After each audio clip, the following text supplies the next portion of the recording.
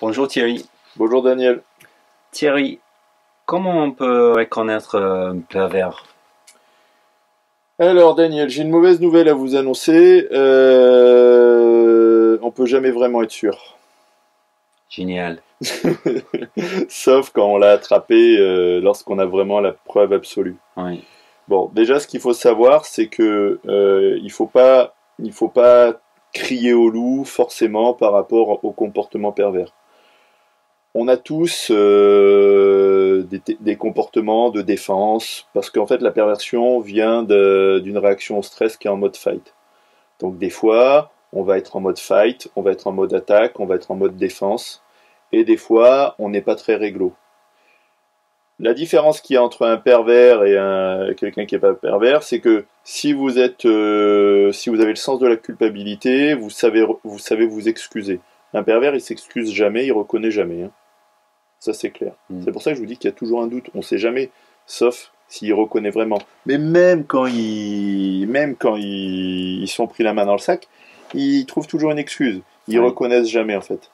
Donc, ce qu'il faut savoir, c'est qu'il y aura toujours un doute, en fait. Vous avez un film qui s'appelle Doute, qui parle des prêtres pédophiles aux États-Unis, suite au scandale de l'église américaine de Boston.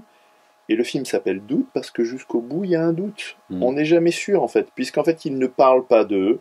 À l'intérieur, c'est vide. Ils vous diront jamais, oui, t'as raison, etc. C'est très rare qu'un pervers vous dise, j'ai fait de la thérapie, je me suis soigné, je sentais rien, etc. C'est très rare. Donc, vous pouvez pas soigner ces gens-là. Mais Si, qu'on n'a pas de ben, fait. ça dépend. Alors après, justement, parce que ces gens-là, il faut pas stigmatiser, en fait. Il n'y a pas ces gens-là. Ce qu'il faut savoir, c'est que la souffrance, c'est un dosage. Et le poison, il est dans le dosage. Donc on n'est pas tous pareils. Vous voyez, chaque personne est unique et chaque personne a sa dose de souffrance. Et chaque personne réagit différemment à la souffrance.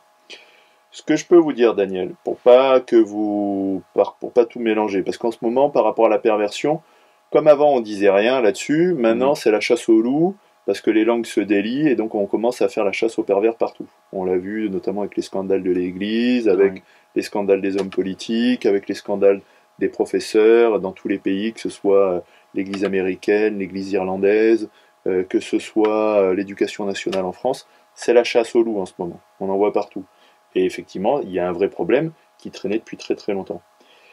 Ce qu'il faut savoir, c'est que tout le monde n'est pas pervers. En ce moment, vous avez des livres de partout, etc. C'est donc une réaction au stress.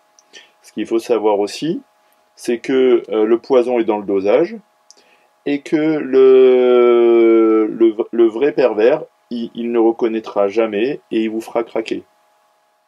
Donc, le problème n'est pas de savoir si la personne est perverse.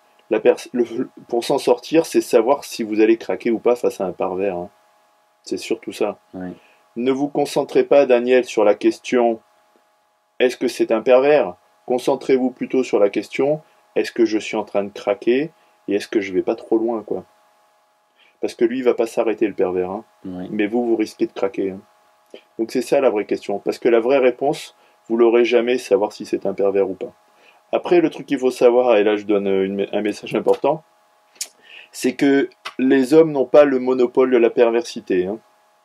Il y a la perversité au féminin existe, il y a des femmes pédophiles, il y a des femmes incestueuses, il y a des femmes violeuses, ça existe. Il y a des femmes qui ont des pulsions, c'est-à-dire que le stress devient pulsion et que ça donne de la perversion. Et ça donne des comportements extrêmement toxiques et extrêmement destructeurs. Donc attention, vous avez aussi des femmes perverses, donc attention de ne pas croire à la mère Noël ni au Père Noël. Voilà Daniel. Joyeux Noël. Joyeux Merci Noël. Thierry.